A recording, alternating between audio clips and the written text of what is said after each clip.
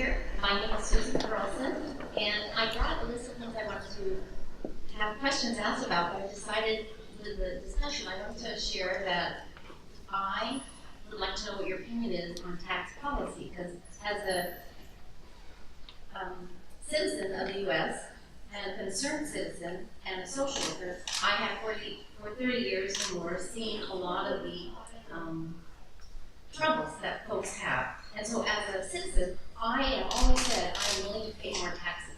Please, tax me. I'm willing to. I middle class, I support higher taxes. Oh, so what is your tax policy or your thoughts about that?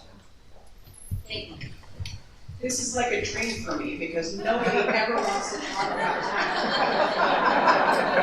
And I will say it's very ironic because when I went to law school, the last kind of law I wanted to practice was tax law, and I ended up on the tax writing committee. So we are talking about a major overhaul of the tax code. The last major overhaul of our tax code happened in 1986. And I tell people, think about where you were in 1986, and think about what you were wearing in 1986, and you'll know just how outdated our tax code really is. So over that time, the code has gotten clunky and complex. It's got all these crazy provisions. It's got all these loopholes. It's not working for most Americans. And so we're hearing this mantra of we need to do a tax reform, which I agree we do. We need to. And the principles that I stand by are that the tax code be fair, that it be simpler, and that it provides certainty for people and businesses so that they can plan for the future. Those are the three guiding principles that I look at when I think about tax code. So the tax reform that they're talking about now, I just want people to be aware, you have to really pay attention to what is going on in Washington, D.C. And I know that it's on the other side of the country, and many people are busy, just trying to live their lives here and raise their kids or, do their jobs. What will happen in the next tax reform will be hugely important, and it will impact every single person sitting in this audience. What they are proposing to do is to lower the corporate tax rate. Okay? And without getting into the weeds on this, I just want people to know that if you lower the corporate tax rate, that means less revenue that the government collects to do things like build roads and bridges and keep hospitals and schools open, provide, police and fire protection, many of the things that we need and rely on for good quality of life in our communities. They want to give a major tax cut to corporations and to very wealthy individuals. Now, they are talking about modest tax breaks for individuals. But it's akin to saying, here's a shiny new dime, that's what you get from tax reform, while me, corporation, or very wealthy individual, I'm stuffing $100 bills in my pockets. So you have to pay attention to what they are talking about, because they're going to try to sell it as everybody gets tax relief. But let me tell you, the vast majority of tax relief is not going to go to middle-class families, it's not going to go to individuals, it's not going to go to small businesses, it's not going to go to those who need the tax relief and the help the most. It's going to go to the people who need it the least. And they will say, oh, it's going to grow the economy and it's going to create jobs. That is code for trickle-down economics, which has been disproved by example after example around the globe. There have been studies on trickle-down economics. Trickle-down never seems to get the trickle-down to the people that need it most. So please pay attention to what is going on with tax reform, because now that healthcare for the time being is kind of dead, the next thing that they are talking about is this massive tax reform. Be vigilant, because if you're not advocating for how it impacts you, the big corporations and wealthiest individuals in this country are going to be laughing all the way to the bank. And again, on the question, we never hear that in Fullerton or Orange County almost ever, that you would like to pay taxes. But I think if you break down the word tax, or fee. Almost everybody, if you take a poll, how many of you want to pay more for anything? How many of you want to pay more for anything? How many of you like the community center here? How many of you like a good public library, public education, your roads that need to be fixed, your bridges? Those are the things that, whether it be the state or local government uses those taxes for. So a good example is, as a legislator, and my husband, Jesus Silva, who's back there, is a new Fullerton City Council member. Jesus. And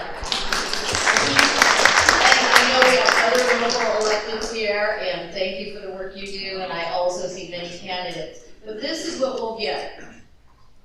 Why aren't you doing anything about the homeless situation? And how come this has exploded before our eyes? And where are all the services? But then what happens when we go to the local council? But we don't want any of that high-density housing. And we don't want any of that affordable housing. And by the way, we don't want any homeless shelters. And if they are, we want them over there in that city, not by us. So it makes a situation that could be solvable becoming more and more complex. But then the other question is, I wouldn't mind having a homeless shelter down the block, but then the next question is, who's going to pay for it?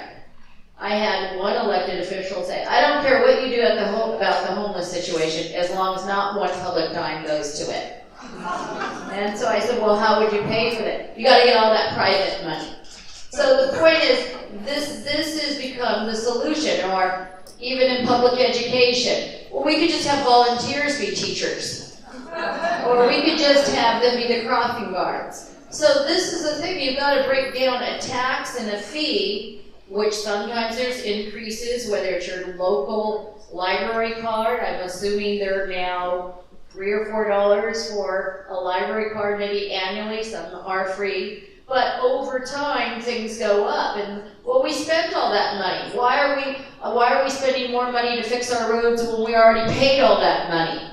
Well, the truth is, we went into a downturn in 2007, 2008. Money did have to be diverted. So now this whole thing, well, we shouldn't pay for it. Well, think about your house. Maybe you had a fund to fix your roof.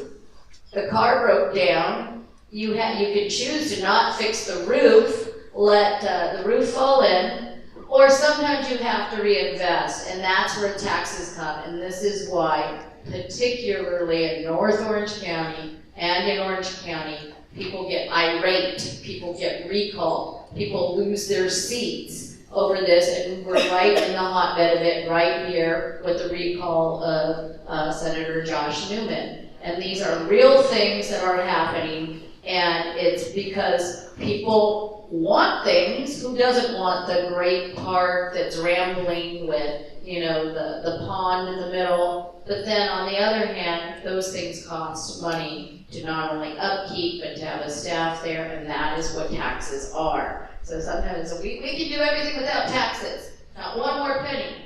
Well, can you do that at your homes? Good evening, thank you both for being here tonight. My name is Julio Castañeda. I'm an independent candidate for Congress in Congressional District 39. My question, what is your stance on single-payer health care? Do you support it, yes or no? And what can we do to support your efforts if you do support it?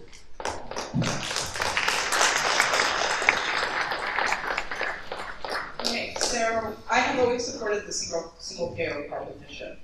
And I've gotten recently a lot of inquiries about single-payer. And folks are very passionate about it, and they should be. But, and I'm going to try to do analogies here, how many of you guys know at least the basics about baseball? Okay, I'm a baseball player. So, I had somebody really get in my face and say, why aren't you advocating for single payer at the federal level? And I told this person, right now, the House and the Senate and the White House are all controlled by one party.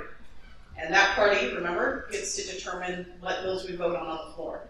They are never in a million years going to bring up a single payer bill. And even if they did, and let's say best case scenario, it passed out of the House and it passed out of the Senate, I guarantee you Donald Trump will never sign a single payer bill. He will veto it and it will die.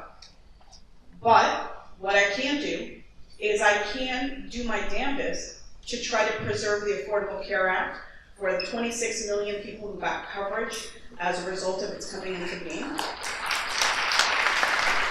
And here's where the baseball analogy comes in. Asking us to pass single payer in this Congress that is controlled by one party is like asking me to go to bat at a baseball game or your son or your daughter and hit a grand slam home run their first time at the plate. It could happen, but the probability of it is probably very low. The way that we get to single payer is a numbers game. It's by winning back control of the House and the Senate.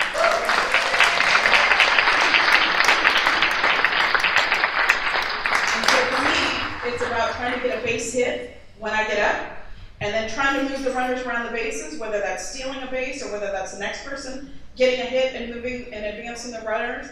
A progressive agenda requires time to implement, and it requires a lot of people working together to make that happen. It's a team effort. And so I want people to be clear. I support single payer. But we have to be smart about how we get there.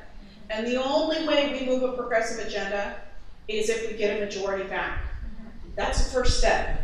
So we have to be smart and think about how do we increase the number of members of Congress that support a progressive agenda that can get us that run to win the ball game and get us to single payer. And that's what we need to focus on in the 2018 election cycle.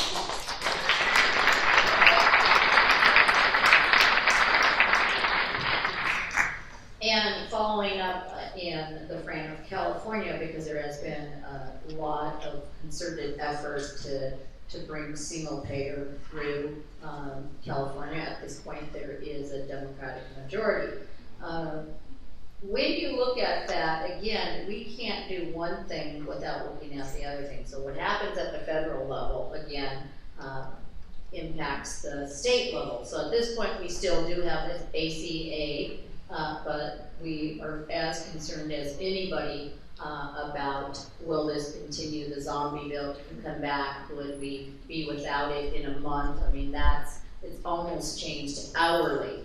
I will tell you there is much goodwill in the state of California to look seriously at single payer, and California has led in many ways with whether it be under immigration, whether it be under women's rights, whether it be on climate change. So California has shown itself to be much more independent, but that being said, the bill, Mr. Lara's bill, SB 52? 562. There's a lot of bills.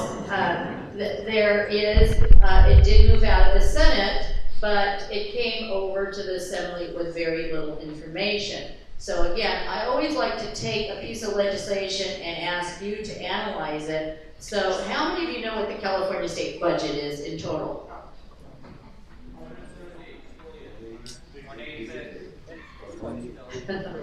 It's about 200 billion. Now the estimates, and that's for everything.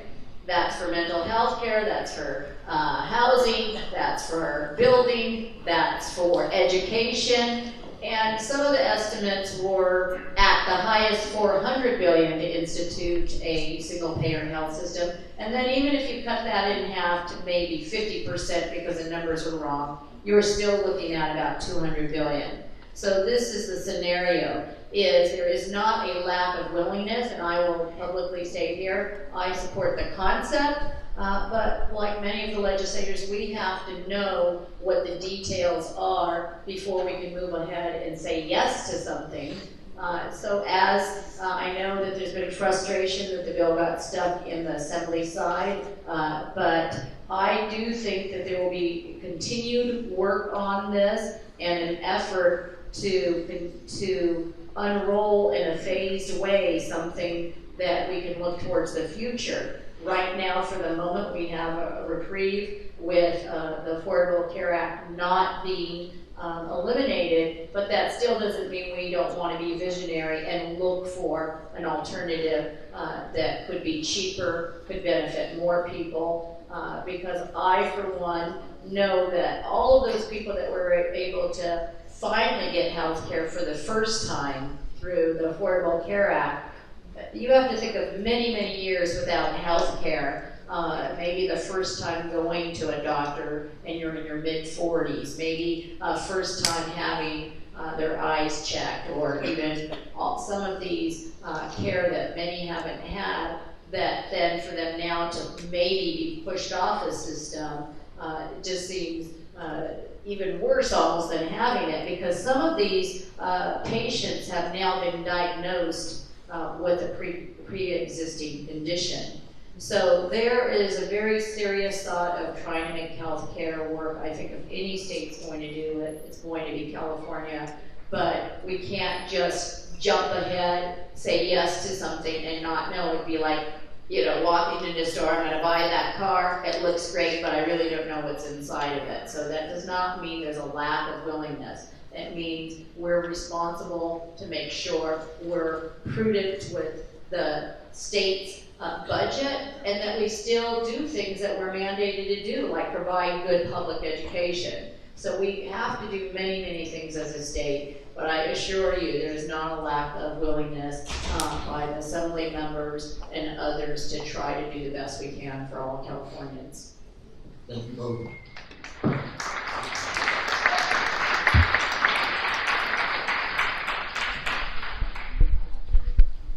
Thank you for taking my question. My name is Glen. My family's lived in Buena Park for 34 years. Don't do this, Val. I want to address the issue of taking some more seats back in the House of Representatives. And we usually talk about more people coming out to vote, and we hope that the courts do something about it.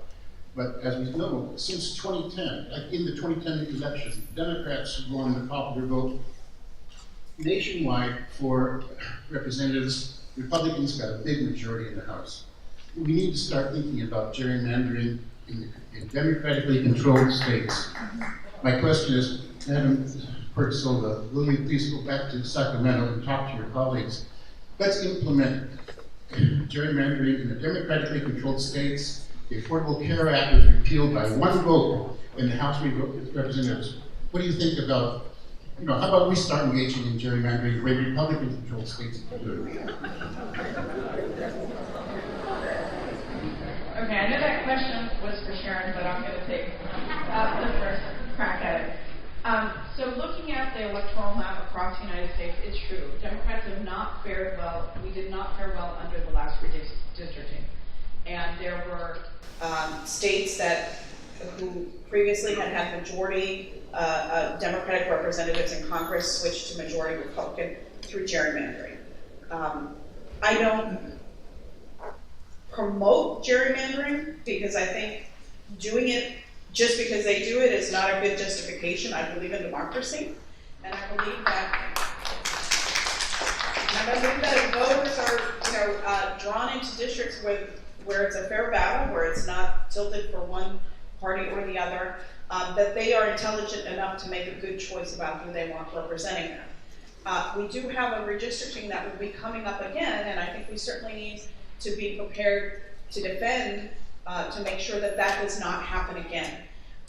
But little known fact, for many election cycles now, the number of voters who have been sitting on the sidelines and not participating has grown tremendously. We call them non-voters. These are people who just don't show up to vote. And there was some polling done, which is publicly available, and I'll try to get the name of the pollster. But they specifically surveyed non-voters. So like when they do political poll taking, they'll call up and they'll say, am I speaking with Linda Sánchez? And I'll say, yes, you are. And they'll say, are you a registered voter? If I say no, they say, thank you for your time, and they hang up on me. Or if they say, are you a registered voter? And I say, yes, and they say, well, what party do you affiliate? And I give them my party affiliation. and they say, how likely are you to vote in the next election cycle? If I say not likely, they say, oh, well, thank you for your time, and they hang up. They stop talking to you.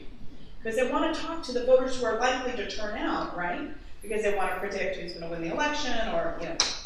The non-voters far outweigh the voting universe. Okay, and nobody talks to them. And this guy who did this poll said, I'm going to talk to the non-voters and I'm going to figure out what exactly is going on here. So through this series of poll questions, and they were not slanted towards any party or any candidate, it was just straight informational, many of the questions open-ended, they said, what would make you, one of the follow-up questions, what would make you more likely to vote in the next election cycle? 14% of the respondents, just by virtue of the fact that they were asked that question, said, well, gee, I think I might vote in the next election cycle. Just the person asking a question about voting sort of reminded them or jogged their memory, and they thought, well, yeah, maybe I will go out and vote next time. 9% of the respondents said nothing will make me more likely to turn out and vote. So there's 9% of the population that doesn't vote, and probably there's nothing we could really do to convince them to go and vote. But of the respondents, the vast majority of them, if they could be motivated to vote, express a preference for the Democratic Party. There's a whole universe of people out there that we have not engaged. We've not done a good job at getting them registered to vote. We've not talked to them. We've not listened to them about what their hopes and dreams and challenges are. We have not brought them into the political process to the point that they just don't participate. If we could do that, starting in our own communities with our own neighbors, get out and talk to them about how important it is that they vote, engage them on issues that matter to them, and get them to the polls, we could win without having to gerrymander, because we have the numbers. But it takes a concerted effort at every level. It's not just the DNC that needs to do that infrastructure work. It's not just the state party. It's not just the local Democratic clubs.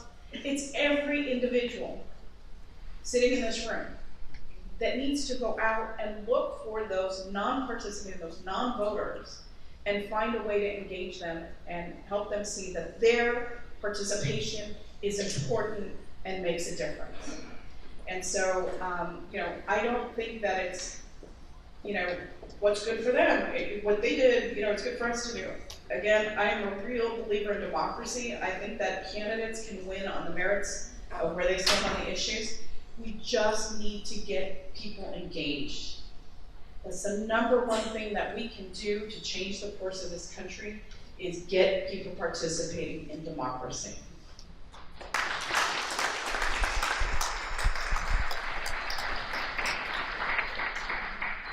And I think, as you can see here tonight, that is happening. And sometimes, people look at engagement, it's always going to be personal. Many of you have your own personal stories of either why you've chosen to come here tonight. You can be doing karaoke, they're doing it right down the hall here. There's about 40 people, and they're doing Zumba over here. But you've chosen to come here, and there's a reason. So whether it's personal, whether it's you just decided that now I have the time, but it's also candidates. We have many candidates, and they're stepping up. And again, whichever party it is that you identify with, whether it's Libertarian or Green or Republican or Democrat, everybody has their ideology. But I will tell you the difference between Democrat and Republican in voting is the Republican voters are much more disciplined. And they plan on voting, we know they're going to vote, and I'm a prime example of voting. So I was elected in 2012, I ended up winning by 4%, and in 2014 we lost by just about that amount of vote, by about 4%. There was almost nothing on the ballot. They say it was a historically low voter turnout. It wasn't for a lack of trying to get people out, but there were about half as many voters in 2014. In 2016, it went much higher. So again, when we look at Democratic voters, presidential, somebody like myself does much better because I'm in a swing district. So we're heading into 2018, and as much as the engagement as we see tonight, a year from now, things can 100% turn around. It would seem like things are on track at the White House, things like that, and so people won't have that urgency. And so I think one of the things is it can't be about what's happening 2 weeks before the election, a month. It has to be a systemic plan, and there has been quite a bit of legislation in California to create more access. Everything from voting, now you're automatically going to be registered through the DMV and you can opt out. But here's something that just happened in Orange County that there was almost no news made of it. The Secretary of State, Alex Padilla, was going to be doing a pilot project, not just in Orange County, but several other counties. And Orange County was chosen, and it would be to try or pilot these voting centers. And the voting centers would be open, I believe, a few weeks before the election, nights, weekends. Why do you think that might turn out more voters? Work schedule, kids schedule, more time. And we did have that in the last election. I know in Anaheim there was a voting center at the City Hall, and I actually voted on the weekend before the election. There were lines there. It's more conducive to somebody's schedule. Well, that pilot project came to Orange County, was presented to the Orange County supervisors, and guess what they said about us taking that from us? It was 5-0, no, they did not want to participate, and they didn't even hear the argument. And Orange County is the only county in the state that has turned down this opportunity. Some will say it's an opportunity. They said, well, they're concerned about voter fraud. So, but almost no one responded. There was nobody down at the county when this was presented. And so these are the nuances. So Orange County at this point will not have these voting centers. Maybe eventually they will come, but the point is, when we create access, when we do civic engagement in high school, when we allow people to understand why you want to be a voter, it encourages. But often we have these type of legislations and at the state, and I have to tell you, we do not get support from the Republican Party for this access to voting. And my question would be, why are you so afraid that more people would like to vote?